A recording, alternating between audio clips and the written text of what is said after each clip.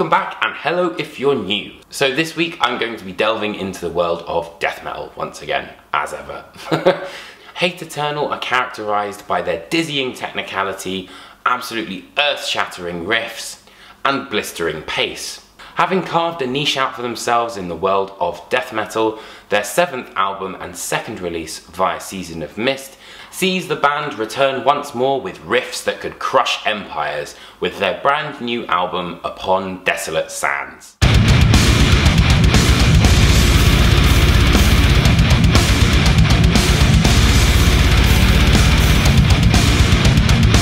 Hate Eternal combine the fury of that Floridian death metal, but also shares the same kind of characteristics as the likes of Gorguts and Ulcerate, but let's be real, Hate Eternal are pretty much some of the godfathers of death metal.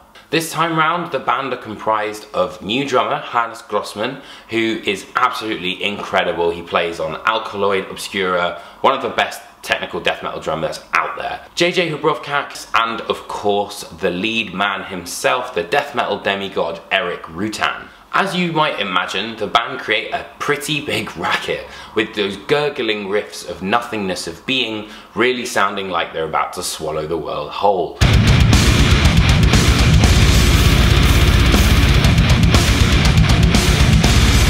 The riffs overall on the album are kind of quite sluggish. However, as much as they might appear to be slow, there's an incredible amount of technicality behind them. Nevertheless, the band are able to create an absolute cacophony on All Hope Destroyed.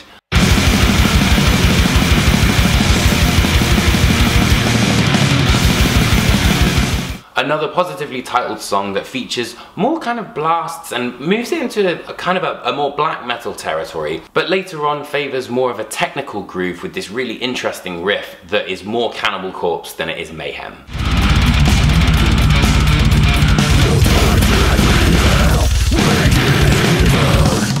One of the most notable characteristics on this album for me has been these almost suspended octaves that the band have employed. It's a really nice juxtaposition of these hanging guitar sounds with the really kind of furious drums, and gives it that sense of space. For example, on What Lies Beyond.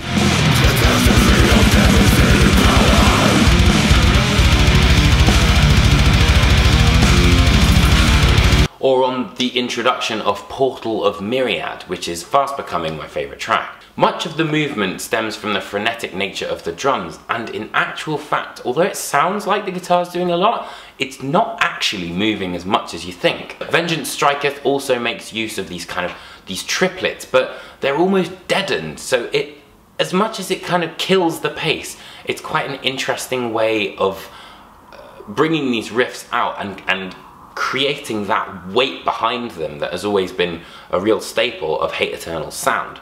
Nevertheless, there is a lead section right at the end of Vengeance Striketh which does kind of throw me off slightly. That being said, it's redeemed with an absolutely brilliant sweeping solo on What Lies Beyond, and then there's a really killer example of those kind of slower solos on Portal of Myriad.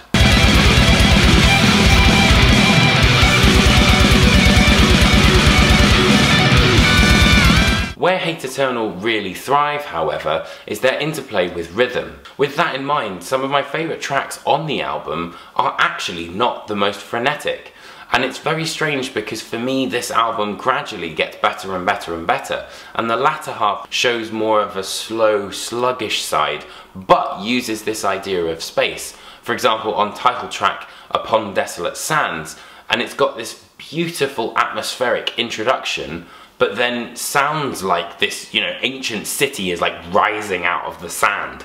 A master of not only the guitar but production itself, Erik Rutan has been responsible for some of the biggest death metal names out there in their production.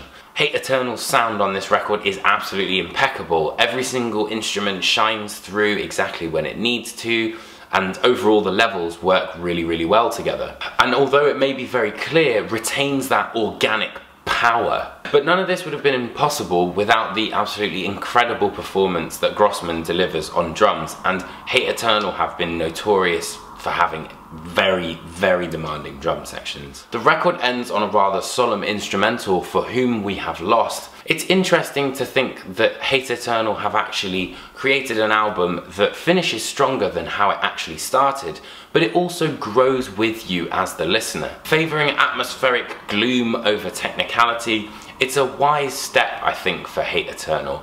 There are some sections which for me did feel a little bit overbearing and a bit too jarring, and there was a lot going on.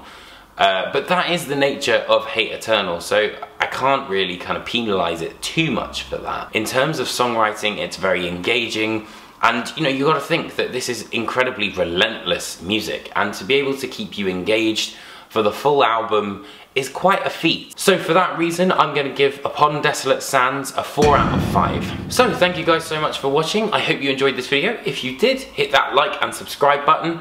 Also make sure to check out my Metal Sucks piece every week, Apocalyptic Anniversaries. Drop a comment, let me know what you think. I hope you guys enjoyed this video, and I'll see you guys next week for another album review. Alright, take care.